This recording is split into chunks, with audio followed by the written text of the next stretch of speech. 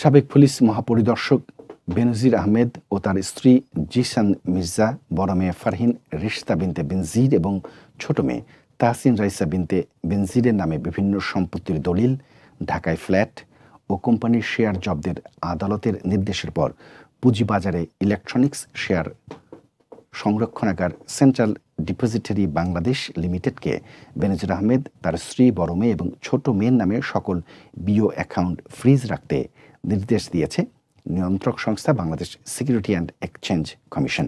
সোমবার এই সংক্রান্ত নির্দেশনা বিএসইসি থেকে পাঠানো হয়েছে বলে সিডিবিএল ও দুদক সূত্রে জানা গেছে। বিষয়টি দুদককেও অবহিত করা হয়েছে। এর ফলে অবরুদ্ধকরণ আদেশ কার্যকর থাকা অবস্থায় অর্থ অবরুদ্ধ অ্যাকাউন্টগুলোতে জমা করা যাবে না বা কোনো অবস্থাতেই উত্তোলন করা যাবে না। ড্রাগন সিকিউরিটিজ লিমিটেডে বেনজির আহমেদের বিও হিসাব রয়েছে।